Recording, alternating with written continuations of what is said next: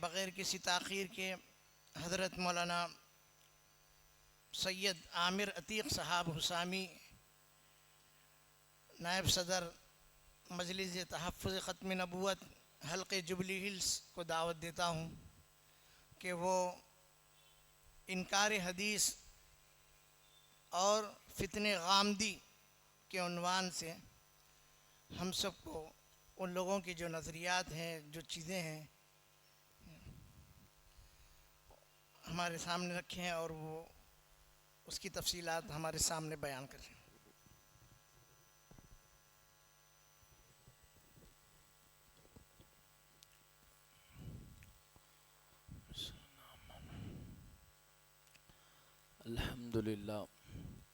الحمدللہ وحدہ والصلاة والسلام علی من لا نبی بعدہ اما بعد اعوذ باللہ من الشیطان الرجیم بسم اللہ الرحمن الرحیم انا اوحینا الیک کما اوحینا الی نوح والنبیین من بعدی وقال النبی صلی اللہ علیہ وسلم ستکون سنوات خداعات یؤتمن فیہا الخائن ویخون فیہا الامین صدق اللہ العظیم وصدق رسولہ النبی الکریم ونحن علی ذلک لمن الشاہدین والشاکرین والحمد للہ رب العالمین۔ اللہم صلی علی محمد وعلی آل محمد وبارک وسلم۔ سبحان ربک رب العزت عما یصفون وسلام علی المرسلین والحمد للہ رب العالمین۔ محترم بزرگان دین، مکرم سامعین کرام، معزز نوجوانان اسلام، السلام علیکم ورحمۃ اللہ وبرکاتہ۔ الحمدللہ کل مغرب سے ایک روزہ تحفظ ختم نبوت کی یہ مختلف نشستیں چل رہی ہیں۔ آج فجر کے بعد بھی الحمدللہ 3 خطابات ہوئے ہیں اور 3 اہم موضوعات پر قرآن و سنت کی روشنی میں آپ کے سامنے ان موضوعات پر گفتگو کی گئی ہے۔ میں اپنے موضوع سے متعلق چند باتیں آپ کی خدمت میں عرض کروں گا۔ پہلی بات تو ہم کو یہ سمجھنا ہے تحفظ ختم نبوت اور یہ اجتماع کرنے کا کیا مقصد ہے۔ 15 دن 20 دن سے اس علاقے میں جو کوششیں ہو رہی ہیں، آخر یہ کوششیں کیوں کی جا رہی ہیں؟ تحفظ ختم نبوت کو سمجھنے کے لیے ہم سب کو 2 باتیں سمجھنا ہے۔ ایک بات جو آپ کے سامنے عرض کرنی ہے یہ ہے کہ یہ دنیا جس میں ہم جی رہے ہیں، اس دنیا میں ایک جنگ چل رہی ہے خیر اور شر کی۔ اس دنیا میں کچھ محنتیں ہو رہی ہے خیر اور شر کی۔ خیر کی محنتیں اور خیر کی اس محنت کو آگے چلانے کا کام شیطان کرتا ہے۔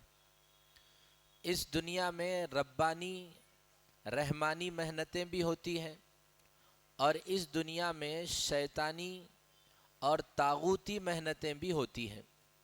ربانی محنت کس کو کہتے ہیں؟ مدرسے میں پڑھنا پڑھانا یہ ربانی محنت ہے۔ اللہ اللہ کہتے ہوئے ذکر کرنا، خانخواہوں کا نظام چلانا یہ ربانی محنت ہے۔ دین پھیلانے کے لیے گلی گلی جانا یہ بھی ربانی محنت ہے۔ مسلمانوں کو اللہ رسول کی بات سمجھانا یہ بھی ربانی محنت ہے۔ یہ ایک روزہ جو اجتماع ہے یہ بھی ربانی محنت کا حصہ ہے۔ ایسے ہی اس دنیا میں ایک دوسری محنت ہوتی ہے جس کو شیطانی اور طاغوتی محنت کہتے ہیں۔ کفر کو پھیلانے کے لیے جو محنتیں ہو رہی ہے وہ سب شیطانی محنتیں ہیں۔ مسلمانوں کے ایمان کو اور مسلمانوں کے یقین کو متزلزل کرنے کے لیے جو کوششیں ہو رہی ہے، یہ سب طاغوتی اور شیطانی محنت ہے۔ قادیانی طاغوتی محنت کا حصہ ہے، شکیل بن حنیف طاغوتی محنت کا حصہ ہے۔ جتنی محنتیں جہنم میں لے جانے کا سبب بنتی ہیں، وہ سب محنتیں شیطانی ہیں، طاغوتی ہیں۔ اور یہ دونوں باتیں اللہ نے قرآن پاک میں ذکر کی ہیں۔ اللہ ولی الذین آمنوا یخرجہم من الظلمات الی النور، اللہ مسلمانوں کو کفر سے، گناہ سے، فتنوں سے نکال کر ایمان اور یقین کی روشنی میں کھڑا کرتے ہیں۔ ایسے ہی شیطان کی محنت کا تذکرہ کرتے ہوئے اللہ نے کہا یخرجونہم من النور الی الظلمات، شیطان اپنی محنت کے ذریعے ایک ایمان والے کو کفر تک پہنچاتا ہے، ایک مسلمان کو بدعقیدگی تک پہنچاتا ہے۔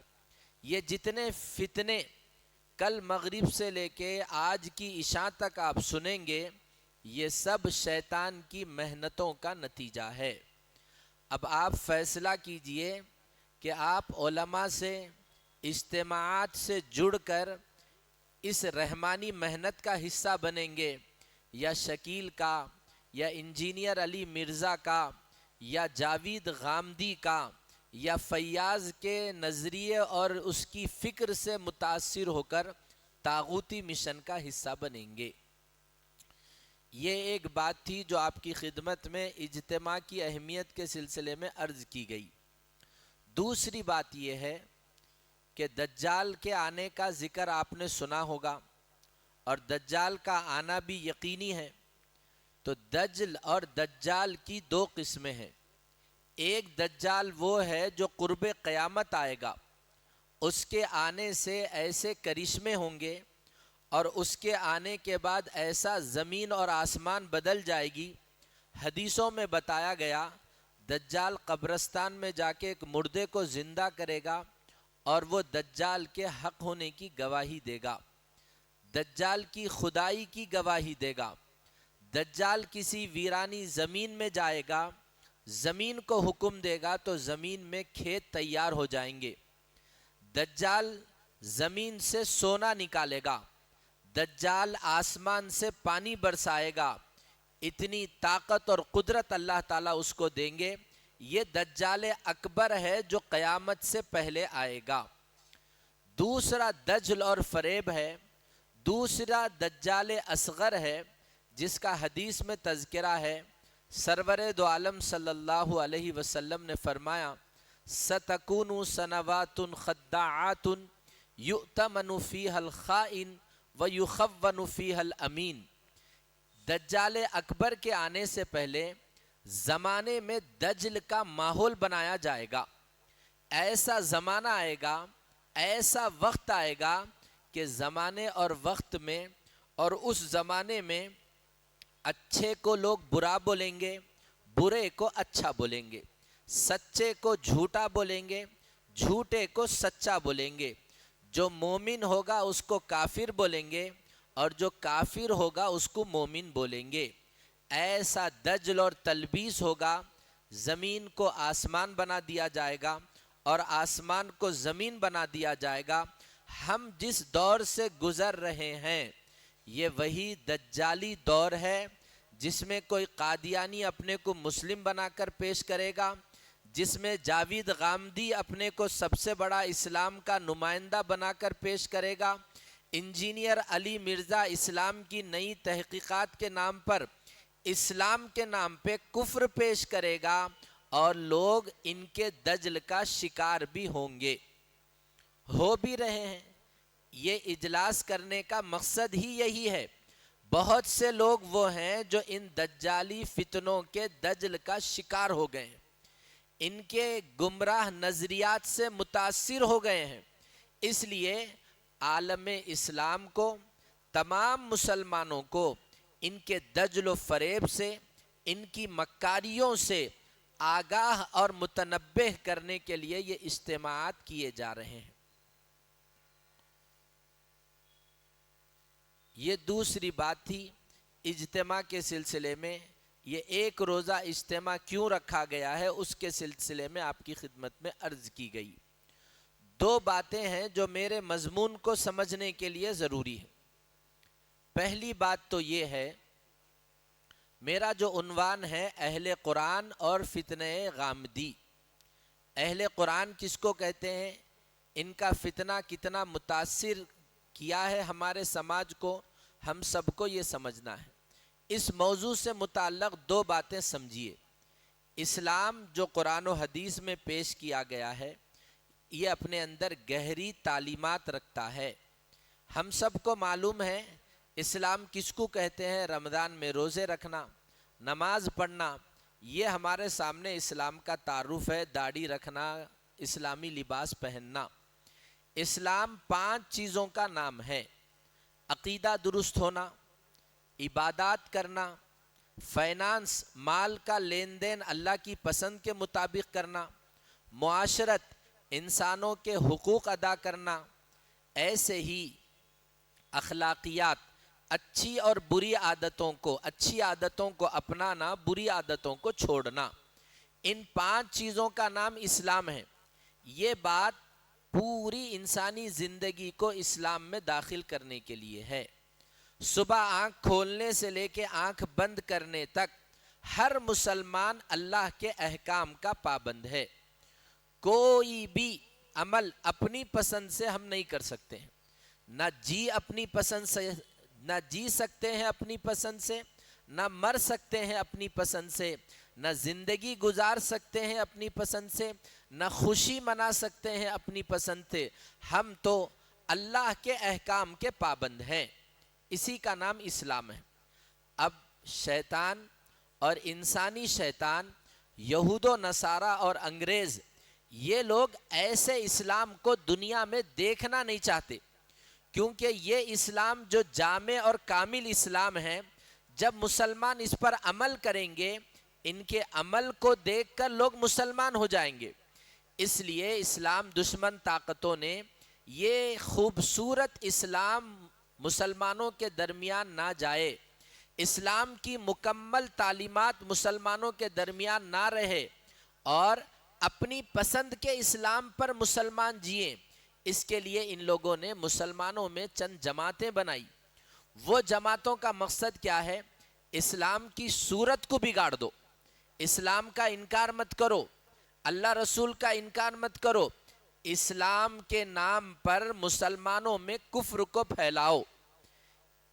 یہ انگریز اور یہود و نصارہ کی سازش ہے۔ اسی سازش کی وجہ سے مسلمانوں میں بے شمار کفر پھیلانے والے فرقے بنے ہیں، تاکہ کامل اسلام پر عمل کرنے سے مسلمانوں کو روکیں۔ انہی فرقوں میں سے ایک فرقہ ہے اہل قرآن کا۔ نفس پرستی کا نام اہل قرآن ہے، اپنی پسند کے دین پہ چلنے کا نام اہل قرآن ہے، اللہ رسول کے مزاج کو پس پشت ڈال کر زندگی گزارنے کا نام اہل قرآن ہے، انگریزوں کا پسندیدہ دین پر عمل کرنے کا نام اہل قرآن ہے۔ یہ ایک بات تھی اس موضوع سے متعلق۔ دوسری بات ہے، حضرت شاہ ولی اللہ محدث دہلوی رحمۃ اللہ علیہ فرماتے ہیں، جتنے بھی گمراہ فرقے بول تو ہم یہ سمجھتے ہیں کہ یہ توڑنے کی بات کر رہے ہیں، مسلمانوں کے خلاف بول رہے ہیں۔ اس سلسلے میں ایک بات سمجھیے، اہل سنت والجماعت میں 2 طرح کے فرقے ہیں۔ ایک فرقہ وہ ہے جو مسلمان ہے لیکن گمراہ ہے، ایسے کچھ فرقے ہیں، ایسے کچھ جماعتیں ہیں۔ دوسرے فرقے وہ ہیں جو مسلمان ہی نہیں ہیں، ان کا اسلام سے تعلق ہی نہیں ہے۔ یہ جو ایک روزہ اجلاس ہوتا ہے، ایسے کافر نام نہاد مسلم فرقوں کی حقیقت بتانے کے لیے یہ اجلاس ہوتا ہے، جیسا کہ جاوید غامدی ہے، گوہر شاہی ہے، شکیلی ہے، فیاضی فتنہ ہے۔ یہ تمام فرقے وہ ہیں جو اسلام سے خارج ہیں۔ اہل سنت والجماعت تمام مسلمان مسالک ان فرقوں کو کافر کہتے ہیں۔ تو اب سنیے حضرت شاہ ولی اللہ محدث دہلوی رحمۃ اللہ علیہ کی بات کہ آپ نے کہا جتنے کفر پھیلانے والی جماعتیں ہیں ہر جماعت کا رشتہ محمد الرسول اللہ کے زمانے میں موجود 4 جماعتوں سے ہوگا۔ مثال کے طور پہ سرکار کے زمانے میں 4 جماعتیں تھیں۔ مشرکین مکہ تھے، یہودی تھے، عیسائی تھے، منافقین تھے۔ جتنے گمراہ فرقے ہیں ان کی آئیڈیالوجی، ان کے نظریات، ان کی فکریں یا تو یہودیوں سے ملتی جلتی ہے، یا عیسائیوں سے ملتی جلتی ہے، یا منافقین سے ملتی جلتی ہے، یا پھر مشرکین مکہ سے ملتی جلتی ہے۔ یہ جو اہل قرآن ہیں ان کا نسب منافقوں سے ملتا ہے۔ اہل قرآن کس کو کہتے ہیں میں آگے بتاؤں گا۔ ایک بات سن لیجئے، صرف اللہ کی کتاب پر ایمان رکھنے والے، صرف قرآن کو فالو کرنے والے، ان کو اہل قرآن کہتے ہیں۔ حدیث نہیں ہونا، سرکار کی زندگی نہیں ہونا، محمد الرسول اللہ کی سنتیں نہیں ہونا، آپ کی تعلیمات نہیں ہونا۔ حضور علیہ السلام ایک نعوذ باللہ ایک پوسٹ مین تھے، انہوں نے آ کے اللہ کی کتاب خط دے دیے، اب سرکار کا ہمارے سے کوئی رشتہ نہیں ہے۔ اس کا نام ہے اہل قرآن۔ یہ فرقہ منافقوں سے ان کا رشتہ جڑتا ہے۔ منافق وہ جماعت ہیں جو نبی کے فیصلے کو، نبی کی بات کو، نبی کے ججمنٹ کو، نبی کے عمل کو نہیں ماننے والی جماعت منافقین ہے۔ سنیے وہ کس طرح۔ ابھی جہاد کی آیتیں آئی نہیں، نازل نہیں ہوئی تھی، حضور نے کچھ مسلمانوں کو جنگ لڑنے کے لیے کسی ملک میں بھیجا، تو منافقین نے سرکار کے اس عمل پر اعتراض کیا اور کہا کہ ابھی اللہ بولے نہیں، آپ کئی کو بھیجا رہے لوگوں کو جنگ لڑنے کو، کیوں موت کی نظر کر رہے؟ تو سرکار کی بات پر انکار کرنا، سرکار کی بات کو نہیں ماننا، یہ منافقوں کا کام تھا، اور یہی کام اس زمانے میں اہل قرآن کر رہے ہیں۔ ایک بات۔ دوسری بات، مال غنیمت آیا، سرکار نے غریب مسلمانوں میں تقسیم کیا۔ منافقوں میں کچھ منافقین کو مال غنیمت نہیں ملا، تو ان لوگوں نے سرکار کو کہا صاحب آپ انصاف نہیں کرے، صاحب مال غنیمت دینے میں آپ نے انصاف نہیں کیا۔ اللہ کے رسول کی تقسیم پر جس کو شک ہو، اللہ کے رسول کے تقسیم پر جس کو سوال ہو، وہ منافقین ہیں۔ آج بھی اہل قرآن کو سرکار پر سوال ہے، سرکار کی حدیثوں میں شک ہے، سرکار کی باتوں میں شک ہے، اس لیے اہل قرآن کا رشتہ منافقین مدینہ سے ملتا ہے۔ یہ 2 باتیں تھیں میرے موضوع کو سمجھنے کے لیے۔ اب اہل قرآن کے نظریات کیا ہیں؟ آپ لوگ اگرچہ 10 20 25 ہے، لیکن بہرحال جو بھی ہے ماشاءاللہ غنیمت ہے۔ یہ بات آپ ذہن میں رکھیے، ہمیشہ کام آئے گی۔ کسی بھی جماعت کو صحیح ہے یا غلط ہے دیکھنے کا ایک آلہ ہے، جیسے بخار چیک کرنے کا ایک آلہ ہوتا ہے، جیسے پانی گرم ہے، جسم میں حرارت ہے یا نہیں ہے اس کو چیک کرنے کا ایک آلہ ہے، پانی میں کتنے کیڑے ہیں اس کو چیک کرنے کا ایک آلہ ہے۔ ایسے ہی کسی بھی جماعت کو چیک کرنے کا ایک طریقہ ہے۔ وہ کیا ہے؟ اس جماعت کا عقیدہ کیا ہے اور اس جماعت کا عمل کیا ہے۔ اہل سنت کے عقیدوں سے ملتا ہوا عقیدہ ہے تو وہ جماعت ہدایت پر ہے۔ اہل سنت کے اعمال سے ملتا ہوا عمل ہے ان کا تو وہ جماعت صحیح ہے، حق پر ہے، ہدایت پر ہے۔ یہ اہل قرآن، ان کا نہ عقیدہ اہل سنت سے ملتا ہے نہ ان کا عمل اہل سنت سے ملتا ہے۔ چند باتیں میں عقیدے کی آپ کے سامنے عرض کروں جس سے آپ کو معلوم ہو ان کے نظریات کتاب و سنت کے خلاف ہیں، ان کے افکار اہل سنت والجماعت کے افکار کے خلاف ہیں۔ سب سے پہلی بات، آپ لوگاں سب زندہ ہے نا؟ میں 1 2 سوالاں کرتا ہوں، آپ لوگاں بولیے بھی، پھر میں کچھ سمجھ میں آتا کہ میں جو بول رہا ہوں وہ آپ کے دل میں جا رہا۔ اللہ کی کتاب کس کو بولتے؟ ہمارے پاس کتاب اللہ بول تو کیا سمجھتے ہم؟ انگلش کی ریڈر تو نہیں سمجھتے ہوں گے. کس کو بولتے کتاب اللہ بول تو؟ قرآن شریف کو بولتے. پوری دنیا میں ہے یہ. اہل قرآن کے پاس کتاب اللہ کس کو کہتے ہیں؟ اللہ تعالیٰ نے جو قرآن کے الفاظ اتارے ہیں وہی اللہ کی کتاب ہے. قرآن شریف کے صرف الفاظ ہی اللہ کی کتاب ہیں. اس کا معنی ترجمہ تشریح اللہ کا نہیں ہے. صرف الفاظ قرآن اللہ کی کتاب وہی ہدایت کا سبب ہے. ہدایت پانے کے لیے صرف قرآن پہ عمل کر لیے تو کافی ہے. سرکار کی، نبی کی، حدیث کی، سنت کی ضرورت نہیں ہے. صرف قرآن کو پکڑ لو نجات پا لو گے.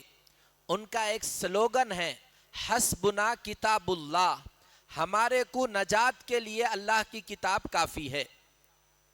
یہ ہے کتاب، دین کی، مذہب کی بنیاد کتاب اللہ ہے، سنت رسول اللہ ہے. ان کے پاس نجات اور ہدایت صرف اللہ کی کتاب قرآن میں ہے، نبی کی ضرورت نہیں ہے. یہ ان کا دعویٰ ہے. اب جو لوگ اہل قرآن ہوتے ہیں وہ آپ کو اس طرح نہیں بولتے. وہ آپ کو کیا بولتے؟ وہ آپ کو اس طرح سمجھاتے ہیں کہ بھائی مسجد میں جو امام صاحب نماز پڑھاتے نا، انہوں زندہ ہے تو امامت کرتے، نہیں مر گئے تو بھی امامت کرتے. انہوں بولے نہیں، زندہ ہے تو امامت کرتے. تو سرکار دو عالم صلی اللہ علیہ وسلم پردہ فرما گئے، اب انہوں ہمارے امام کیسا بن سکتے؟ اس لیے سرکار کی اتباع کرنا نہیں ہے، ان کو فالو کرنا نہیں ہے. ہدایت کے واسطے اللہ کی کتاب کافی ہے. اس کے سلسلے میں چند جوابات سنیے. آپ نے کہا کہ ہدایت کے لیے صرف قرآن کافی ہے. ٹھیک ہے، ہم قرآن کو پڑھیں گے، قرآن سے پوچھیں گے کیا ہدایت کے لیے صرف قرآن کافی ہے؟ تو آپ دیکھیے قرآن میں کہا گیا وَلَقَدْ أَنزَلْنَا إِلَيْكَ الذِّكْرَ لِتُبَيِّنَ لِلنَّاسِ مَا نُزِّلَ إِلَيْهِمْ. ہم نے قرآن اتارا ہے لیکن قرآن سمجھانے کا کام محمد الرسول اللہ کا ہے. ہم نے قرآن کو اتارا ہے، قرآن سمجھانے کا کام محمد الرسول اللہ کا ہے. اور ایک جگہ اللہ تعالیٰ نے قرآن پاک میں کہا یا ایہا الرسول بلغ ما انزل الیک من ربک. اے نبی جی، آپ کا کام قرآن پہنچانا بھی ہے، قرآن کی تفسیر کرنا بھی آپ ہی کا کام ہے.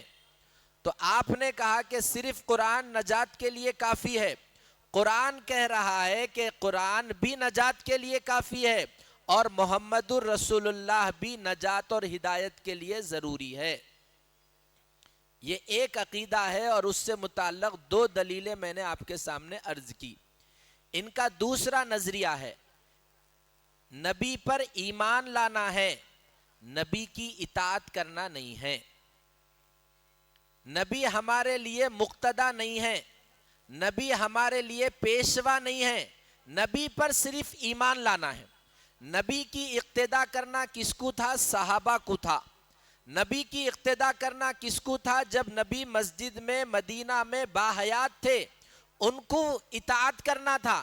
اب نبی موجود نہیں ہے اس لیے ہما کو نبی کی اطاعت کرنا نہیں ہے، صرف نبی پر ایمان لانا ہے. نبی ہے بول کے مان لینا ہے، نبی کو ماننا، نبی کی نہیں ماننا. نبی پر ایمان لانا، نبی کی باتوں پر عمل نہیں کرنا. یہ دوسرا نظریہ ہے اہل قرآن کا. آپ دیکھیے خود قرآن کہہ رہا ہے کہ آپ اللہ کے رسول کی اطاعت کیجیے. قرآن میں ایک جگہ کہا گیا آمینو باللہ و رسولی، اللہ پر بھی ایمان لاؤ اور رسول پر بھی ایمان لاؤ. اطاعت کا مسئلہ آیا، وہاں بھی یہ ذکر کیا گیا اطیعوا اللہ و اطیعوا الرسول، اللہ کی اطاعت کرو، رسول کی بھی اطاعت کرو. اگر صرف ایمان لانا نبی پر ہے، اطاعت کرنا نہیں ہے نبی کی، تو پھر اللہ پر بھی صرف ایمان لانا ہے، اللہ کی بھی اطاعت نہیں کرنا ہے. کیونکہ قرآن میں ایک جگہ ذکر کیا گیا اللہ پر ایمان لاؤ، رسول پر ایمان لاؤ، اور ایسے ہی قرآن میں دوسری جگہ ذکر کیا گیا اللہ کی بھی اطاعت کرو، رسول کی بھی اطاعت کرو۔ دوسری جگہ قرآن میں اللہ نے کہا وَمَا أَرْسَلْنَا مِن رَّسُولٍ إِلَّا لِيُطَاعَ بِإِذْنِ اللَّهِ، ہم نے رسول کو بھیجا ہی اطاعت کے لیے۔ رسول کو کئی کو بھیجے؟ رسول کو اس لیے بھیجے یہ دنیا میں بنایا بھائی، یہ دنیا کی چیزیں بھی میں بنایا، میری پسند کے ویسا اس کو استعمال کر کے آؤ تم، میری پسند کیسا ہے، کون سی ہے؟ یہ محمد الرسول اللہ میری پسند ہے۔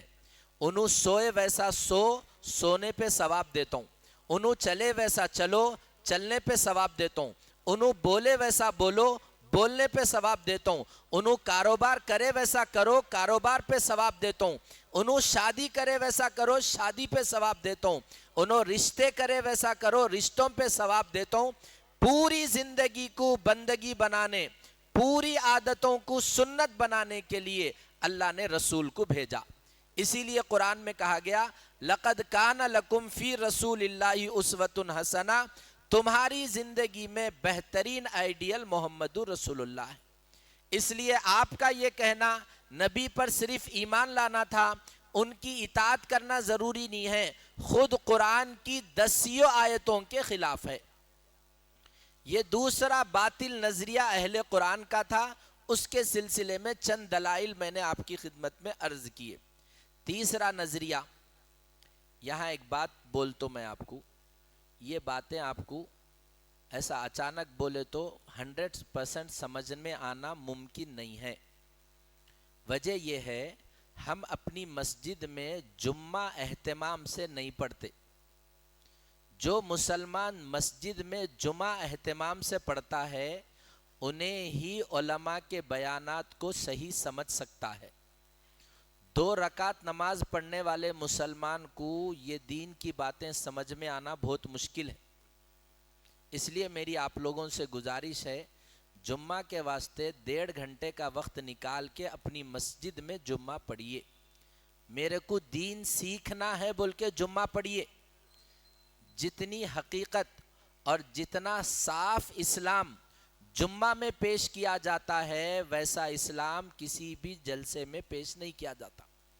اس لیے موضوع سے ہٹ کر ہے میری بات، لیکن دین سمجھنا ہے تو مسجد میں جمعہ پڑھیے وقت پر۔ بہرحال یہ دوسرا نظریہ تھا کہ نبی پر ایمان لانا ہے، نبی کی اطاعت کرنا نہیں ہے۔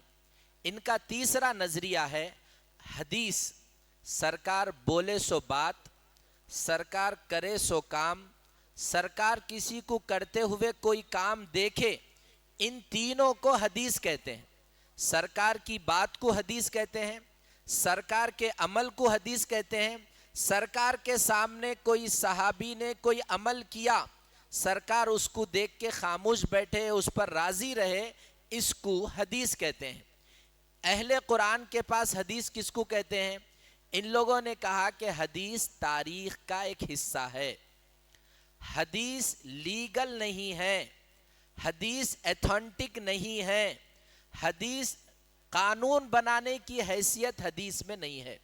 حدیث ایک ہسٹری کی کتاب ہے، بخاری ایک تاریخ کی کتاب ہے، مسلم ایک ہسٹری کی کتاب ہے، پڑھنے والا پڑھ کے معلومات حاصل کر سکتا ہے۔ لیگل حیثیت، قانونی حیثیت حدیث کو نہیں ہے۔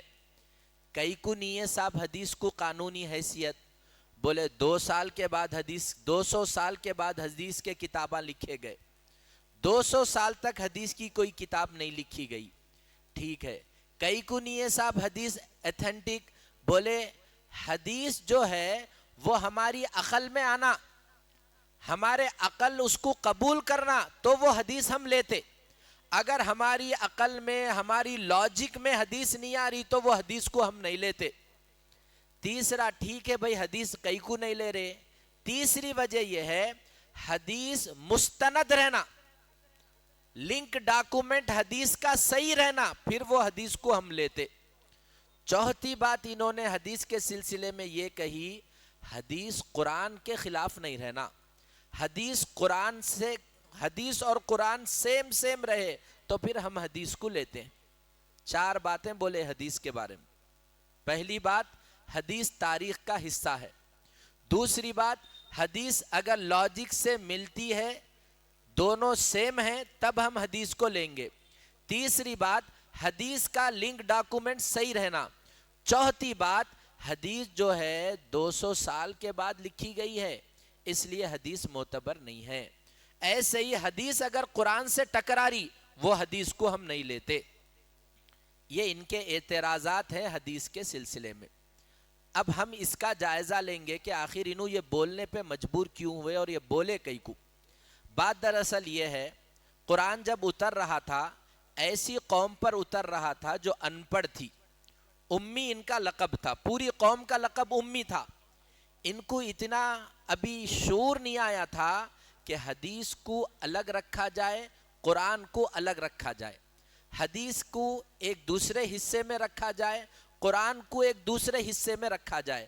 قرآن اتر رہا تھا, صبح میں قرآن اتر رہا, شام میں قرآن اتر رہا ہے. حضور بھی اپنی زبان سے ہدایت کی باتیں بول رہے.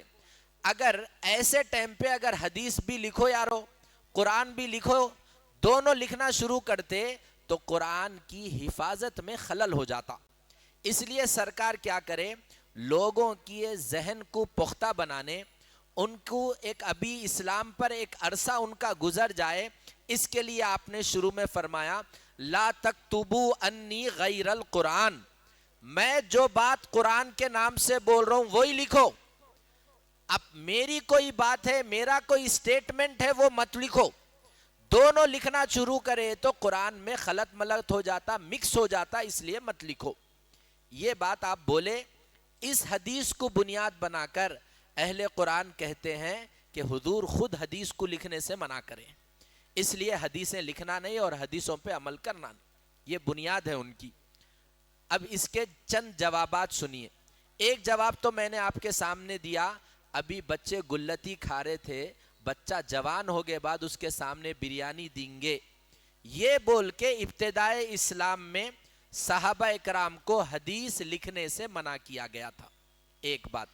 دوسری بات یہ ہے سرکار ایک تقریر کرے تھے, اس میں ایک بادشاہ موجود تھے اس مجلس میں.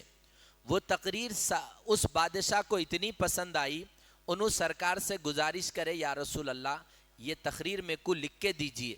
تو آپ نے صحابہ کو کہا اکتبو لی ابی شاہ, ابو شاہ کو یہ بیان میرا لکھ کے دیو. یعنی حضور خود اپنے ارادے سے صحابہ سے حدیث لکھائے. ایک دفعہ ایک صحابی ابو ہریرہ سے پوچھے, ابو ہریرہ سب سے زیادہ حدیثیں کس کو یاد ہے, سب سے زیادہ حدیثیں کس کے پاس ہے؟ تو ابو ہریرہ نے کہا سب سے زیادہ حدیثیں میرے کو یاد ہے, لیکن سب سے زیادہ حدیثیں لکھی ہوئی عمرو ابن عاص ابن ربیع کے پاس ہے. اس وجہ سے میں حدیثوں کو یاد کرتا تھا, وہ حدیثوں کو لکھتے تھے. تو حضور کے زمانے میں حدیثیں لکھی گئی, ابو شاہ کے لیے حدیث لکھائے اور عمرو ابن عاص بھی حدیثوں کو لکھتے تھے. تیسری بات, بخاری مسلم ترمذی یہ بات کی کتابیں ہیں. صحابہ کے زمانے میں حدیث کا ایک مجموعہ تھا جس کو الصحیفۃ الصادقہ کہتے تھے. پہلی حدیث کی کتاب جو حضور کے زمانے میں صحابہ نے لکھی, الصحیفۃ الصادقہ. اس سے بھی معلوم ہوا کہ حدیث صحابہ کے زمانے میں لکھی جاتی تھی. ایسے ہی عبداللہ ابن عباس, عبداللہ ابن مسعود, عمرو ابن عاص, یہ وہ ممتاز صحابہ ہیں جنہوں نے حدیث کا ایک بڑا ذخیرہ لکھ کر اپنے پاس محفوظ رکھا تھا. اس لیے یہ کہنا کہ حدیث نبی کے زمانے میں نہیں لکھی گئی یہ سراسر ظلم ہے, حقیقت سے دور ہے. دوسری بات, حدیثوں کی حفاظت کے لیے کیا کوششیں کی گئی اس کو سمجھیے آپ. 3 کوششیں ہوئی حدیث کی حفاظت کے لیے. پہلی کوشش کو سمجھنے سے پہلے عرب سماج کا جسمانی ذہنی ان کا کیا حیثیت تھی اس کو سمجھیے آپ. عرب کے لوگوں کو حافظہ زیادہ تھا, کئی کو زیادہ تھا. پڑھنے والے بچے ہیں تو سن لیجئے, پانی زیادہ پیے تو دماغ خراب ہوتا, جسم صحت مند ہوتا. پانی کم پیے تو دماغ تیز ہوتا, جسم بگڑ جاتا. عرب میں پانی نہیں تھا, بہت کم مقدار میں پانی تھا, اس لیے علاقائی اعتبار سے عرب کے لوگ ذہین تھے، حافظہ بلا کا تھا، اپن دادا پردادا کے نامہ یاد نہیں رکھتے اپنے، ان لوگ 20 نسل تک خاندان کو یاد رکھتے تھے۔ خاندان چھوڑیے، گھر میں کتے بلی بکرے گدھے گھوڑے پلتے تھے، ان گھوڑوں کا نسب نامہ یاد رہتا تھا، یہ گھوڑے کا باپ کیا ہے، یہ گھوڑے کا دادا کیا ہے، یہ گھوڑے کا پردادا کیا ہے۔ ایسا بلا کا حافظہ ان کے پاس تھا۔ اس حافظے کو ان لوگوں نے حدیث کو یاد کرنے میں صحیح استعمال کیا، کیونکہ یہ جو صحابہ تھے ہمارے ویسے مسلمان نہیں تھے، یہ صحابہ وہ تھے جو نبی سے آنکھ بھر کے دیکھتے نہیں تھے نبی کو، یہ صحابہ وہ تھے نبی لعاب دہن تھوکتے تھے تو ہاتھوں پہ لے لیتے تھے، یہ صحابہ وہ تھے نبی کا جسم زخمی ہوا خون گر رہا وہ خون کو زمین پہ گرنے نہیں دیتے تھے، یہ صحابہ وہ تھے جنہوں نے ایک جنگ میں کہا یا رسول اللہ اگر آپ حکم دیے پہاڑوں کے اوپر جا کے چھلانگ لگا دیں گے، آپ حکم دیے تو سمندر میں گھوڑے دوڑا دیں گے، ایسے جانثار صحابہ تھے۔ ان لوگ سرکار کی حدیث کی کیسی حفاظت کرے ہوں گے آپ بتائیے۔ ایک تعداد ہے صحابہ اکرام کی جو ہزاروں حدیثوں کو زبانی یاد کرے تھے۔ ابھی آپ لوگ کمپٹیشن دیکھتے ہوں گے، ہمارے مسلم بچے 10 سال کے 12 سال کے 200 گانے یاد رکھ رہے، اللہ 200 گانے، ان لوگ تو عاشق زار تھے، صحابہ کی ایک ایک بات کو 20 صحابہ نقل کرتے ہیں۔ مثال کے طور پہ ایک مشہور حدیث ہے انما الاعمال بالنیات، یہ حدیث کو 30 صحابہ نقل کرے، ایک حدیث کو نقل کرنے والے۔ اس لیے یہ کہنا کہ حدیثیں کی حفاظت نہیں ہوئی، حدیثوں کی حفاظت صحابہ نے سینوں میں کی، یاد کر کے حدیثوں کی حفاظت کی گئی، ایک بات۔ دوسری بات، ہمارے زمانے میں دین سننے کا نام ہے، سن لو بھائی، مول صاحب کا بیان ہے سن لو، مولانا کا بیان ہے سن لو۔ صحابہ کے زمانے میں دین عمل کرنے کا نام تھا، ان کو جیسا چلتے دیکھے صحابہ ویسا چلتے تھے، ان کو جیسا کھاتے دیکھے صحابہ ویسا کھاتے تھے، ان کو جیسا نماز پڑھتے دیکھے صحابہ ویسا کرتے تھے۔ حدیث کی حفاظت عمل کے ذریعے ہوئی، جیسا سرکار کا ایکشن تھا 1,24,000 صحابہ ویسے ہی ایکشن پر زندگی گزارتے تھے۔ تو حدیثوں کی حفاظت کا دوسرا جو ذریعہ رہا وہ عمل کے ذریعے صحابہ نے حدیثوں کی حفاظت کی، عمل کے ذریعے صحابہ کرام نے حدیثوں کو اپنی زندگی میں زندہ رکھا، یہ دوسرا طریقہ تھا۔ تیسری بات، صحابہ کرام کے زمانے میں حدیثیں لکھی بھی گئی، جیسا کہ میں نے کہا صحیفۃ الصادقہ، کتاب الصدقہ۔ حضرت علی سے پوچھا گیا، لوگ بول رہے ہیں کہ آپ کے پاس خود کچھ خاص حدیثیں ہیں جو حضور صرف آپ ہی کو دیے، دوسرے مسلمانوں میں کسی کے پاس نہیں ہے، یعنی بعض فتنہ پرور لوگ حضرت علی سے یہ بلوانا چاہ رہے تھے حضور آپ کی خلافت کے بارے میں کچھ حدیث بولے کیا، ایسا پوچھوانا چاہ رہے تھے۔ تو حضرت علی نے کہا ہاں حضور میں کو کچھ خاص باتیں بتائے ہیں، اس میں دیتوں کا تذکرہ ہے، اس میں زکوٰۃ کے اونٹوں کی عمروں کا تذکرہ ہے، یہ کچھ حدیثیں ہیں جو حضور میرے سے لکھائے ہیں۔ اس لیے یہ کہنا کہ حدیثیں نہیں لکھی گئی ایسا نہیں ہے، حافظے میں حدیثوں کی حفاظت کی گئی، عمل کے ذریعے حدیثوں کی حفاظت کی گئی، ایسے ہی کتابت کے ذریعے لکھنے کے ذریعے بھی حدیثوں کی حفاظت کی گئی۔ تو ان کے جو 3 نظریے تھے، اللہ کی کتاب کافی ہے، حدیث اور سرکار کی ضرورت نہیں ہے، نبی پر ایمان لانا ہے، نبی کی اطاعت کرنا نہیں ہے، اور حدیثیں غیر مستند ہے، عقل کے خلاف ہے، قرآن کے خلاف ہیں، اس سے متعلق 3 نظریے اور ان کا رد اور ان کی دلیلیں میں نے آپ کی خدمت میں عرض کی۔ عقیدے کے اعتبار سے اہل قرآن کی یہ 3 باتیں ہیں۔ عمل کیا ہے ان کا؟ عمل کے سلسلے میں 2 باتیں سنیے آپ۔ پہلی بات یہ ہے، ہمارے پاس مشہور ہے زکوٰۃ 2.5% دینا ہے، یہ اہل قرآن بول رہے عرب کے پاس پیسے کم تھے، ان لوگ غریباں تھے، اس لیے ان کو 2.5% دیو بول رہے۔ آج لوگاں کروڑ پتی ہے، ملینر ہے، بلینر ہے، ان کو 2.5% زکوٰۃ نہیں دینا، انہوں تو 50% زکوٰۃ دینا۔ 2.5% زکوٰۃ پہلے زمانے کے غریب مسلمانوں کے لیے ہے، اب کے مسلمانوں کو 2.5% نہیں، زکوٰۃ بڑھا کے دینا چاہیے۔ یہ عملی گمراہی ان کے اندر ایک یہ آئی۔ دوسری، قرآن میں کہا گیا السارق والسارقۃ فاقطعوا ایدیہما، مرد نے چوری کی تو ہاتھ کاٹ دو، عورت نے چوری کی تو ہاتھ کاٹ دو۔ انہوں اس آیت کا کیا ترجمہ کر رہی اور عمل میں کیسے گمراہی پھیلا رہے؟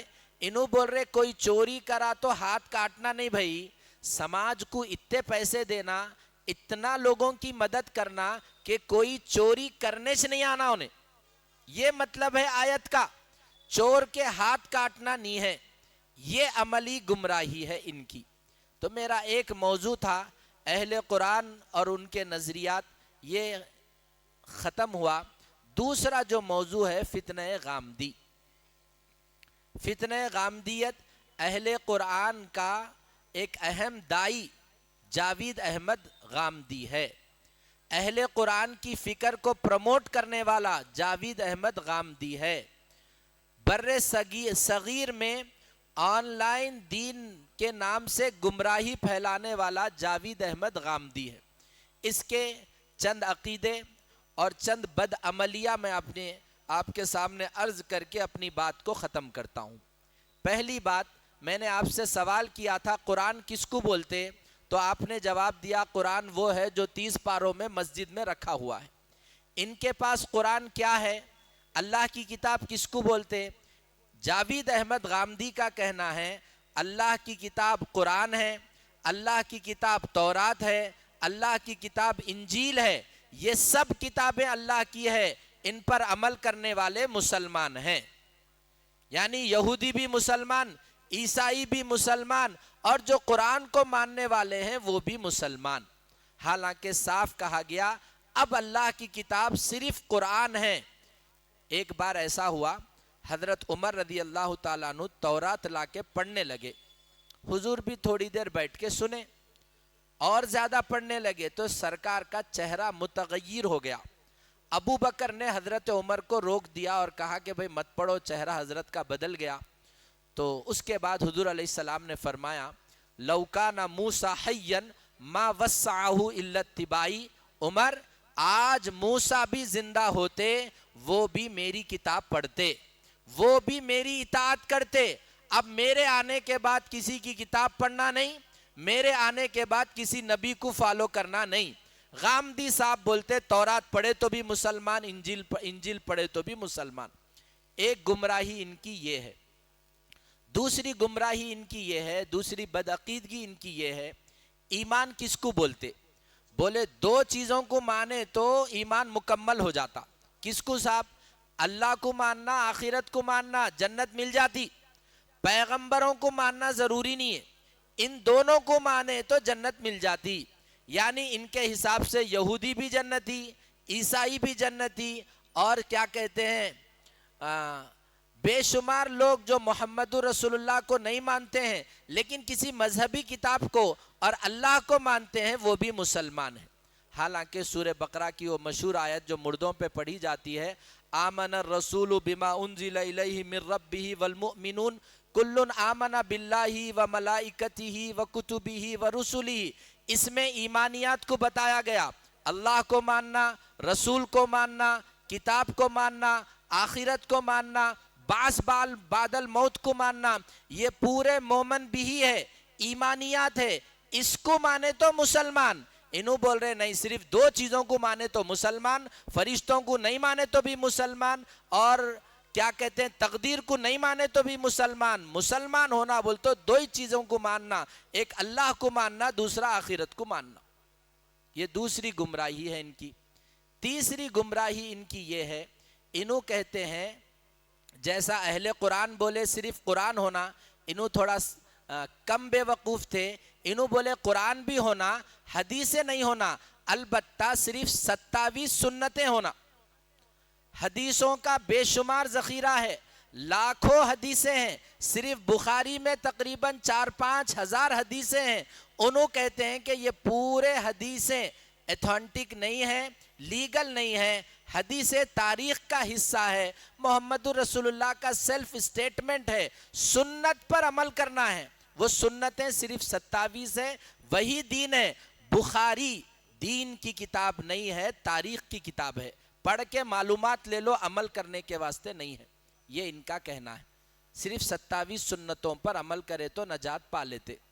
اب آپ لوگ بول رہے ہیں ایسے بیوقوف کو سنتے کون ہوں گے؟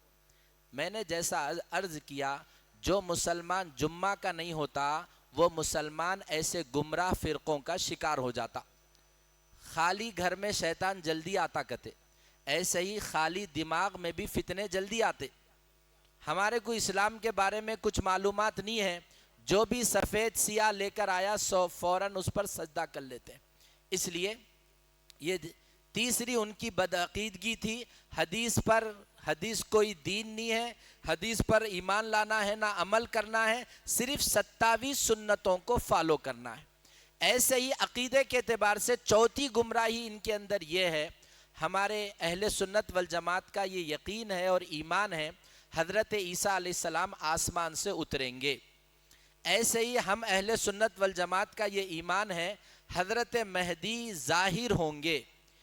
انہوں بول رہے قرآن میں حضرت عیسیٰ کے اٹھانے کا ذکر ہے، ان کے اترنے کا ذکر نہیں ہے، اس لیے عیسیٰ علیہ السلام کا آنا پاسبل نہیں ہے۔ اور مہدی علیہ السلام کے بارے میں بول رہے کہ مہدی کا تذکرہ جن حدیثوں سے ہے وہ تاریخی روایتیں ہیں، اس کو ماننا ضروری نہیں ہے، لہذا نہ تو مہدی کا ظہور ہوگا نہ عیسیٰ کا نزول ہوگا۔ آپ لوگ بولیں گے ایسے بیوقوف کو بھی لوگ مانتے کیا؟ میرے علم کے مطابق صرف ہمارے علاقے میں 10 سے 15 لوگ ہیں جو غامدی کو فالو کرتے۔ یہ گدھا جو ہے اس کو ماننے والے میرے چھوٹے سے علم کے مطابق 15 لوگ ہیں جس کی اتنی بدعقیدگی ہے۔ بہرحال جیسے میں نے ان کے چند بدعقیدگیوں کو ذکر کیا، ایسے ہی ان کی کچھ بدعملیاں بھی ہیں۔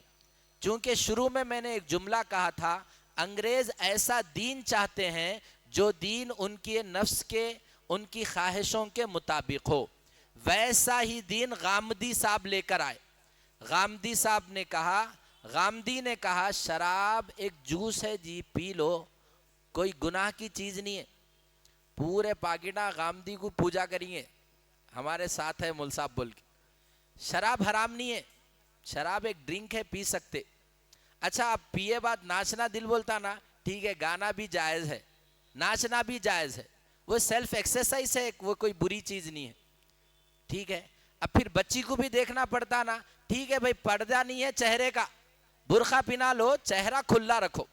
یعنی بے حیائی کا جتنا ماحول بنانا ہے غامدی صاحب بنا کے دے رہے اور لوگ ان کو لے رہے، پورا آوارہ پن بولیے، بے حیائی کا جتنا ماحول ہے غامدی صاحب بنا کے دے رہے۔ ہمارے پاس ماشاءاللہ اتنا سمجھیے کہ حساس ہے ہمارے لوگ، عورتوں کو کبھی مسجد میں بھیجانا، نماز پڑھنا بول تو چاہتے نہیں۔ غامدی صاحب چونکہ انگریزوں کے منشے کو باہر لانا ہے، انگریز کیا چاہتا؟ عورت مارکیٹ میں ہونا، اس لیے غامدی صاحب ایک قدم آگے بڑھ کے بولے عورت امام بن سکتی، عورت مصلی پہ آ کے امامت کر سکتی ہے اور مرد پیچھے ٹھہر کے نماز پڑھ سکتا ہے۔ کون سا مرد جو شراب پی کے آیا؟ کون سا مرد جو گانا سن کے آیا؟ کون سا مرد جو اب تک عورت کا چہرہ دیکھ کے آیا اب انہیں وہ عورت کے پیچھے نماز پڑھنا؟ بہرحال یہ وہ دجل ہے جس کا میں نے شروع میں تذکرہ کیا ہے، اسی دجل کا مسلمان شکار ہو رہے ہیں۔ اس لیے آپ لوگوں سے گزارش ہے کہ کسی کا بھی بیان سننے سے پہلے، کسی کے بھی نظریات کو سمجھنے سے پہلے اپنی مسجد کے امام سے مشورہ کر لیجئے۔ گھر بنا رہے تو مشورے سے انجینئر کو رکھ رہے، علاج کرنا ہے تو مشورے سے ڈاکٹر کو رکھ رہے، اور کیا کہتے ہیں گھر میں دعوت ہے تو مشورے سے باورچی کو رکھ رہے۔ دین کا مسئلہ آیا تو میرا دل جس کا بیان اچھا ہے بولا میں سن لیتا ہوں، جو عالم میرے کو متاثر کر دیا میں اس کو فالو کر لیتا ہوں۔ یہ بھی ایک قسم کا شرک ہے۔ میں جو بولا وہ صحیح ہے، یہ سوچ بھی ایک قسم کا شرک ہے۔ افرائیتا من اتخذ الہہ ہوا، کیا آپ نے اس کو دیکھا جس نے اپنے نفس کی پوجا کی؟ اس لیے ہر اسکالر، ہر آن لائن آنے والا آدمی وہ ہدایت نہیں گمراہی پھیلا رہا ہے۔ اللہ تعالی ہم سب کو ہر قسم کے فتنوں سے محفوظ رکھیں۔ جتنے لوگ یہاں پر بیٹھے ہیں میری ان سے چند گزارش ہے۔ پہلی گزارش تو یہ ہے، اپنے کو ایک دن آج بیٹھ کے بیان سن کے چلے جانے سے یہ فتنے ختم ہونے والے نہیں ہیں۔ آپ کے علاقے میں عقیدوں کی اصلاح کے واسطے گشت ہوگی، اس گشت میں بھی آپ شریک رہیں۔ مہینے میں ایک بار کسی مسجد میں صحیح عقیدے اور ان فتنوں سے بچنے کے عنوان سے بیانات ہوں گے، آپ اس بیان میں بھی شریک رہیں۔ آپ بتائیے اتنی بڑی مسلم آبادی ہے، کوئی ناچنے والا آیا فجر کی نماز میں، کوئی کھیلنے والا آیا اگر فجر کی نماز میں، پورے لوگ مسجد میں آ جاتے تھے۔ صبح سے 4-5 علماء کے بیانات ہوئے، بہت کم تعداد میں لوگ آئے۔ بہت علماء کی ناقدری ہے، دین کی ناقدری ہے، بہت بڑی ناقدری ہے۔ اللہ ہماری قوم کو سمجھ دے، شعور دے۔ آپ سے بھی میری گزارش ہے، عشاء تک سکون سے بیٹھیے، کھانے کا بھی نظم ہے، 2-3 چائیوں کا بھی نظم ہے۔ آپ میرا ایمان، میری نسل کا ایمان بچانا چاہ رہے ہیں تو عشاء تک یکسوئی کے ساتھ بیٹھ کر ان معتبر علماء کے خطابات سے استفادہ کیجیے۔ ہمارے لیے بڑی خوش نصیبی کی بات ہے، قدوۃ الصالحین حضرت مولانا شاہ جمال الرحمن صاحب دامت برکاتہم کے فرزند ارجمند ہمارے سینئر حضرت مولانا انعام الرحمن جمیل صاحب بھی تشریف لائے ہیں۔ ہم سب انشاءاللہ اب حضرت سے استفادہ کریں گے۔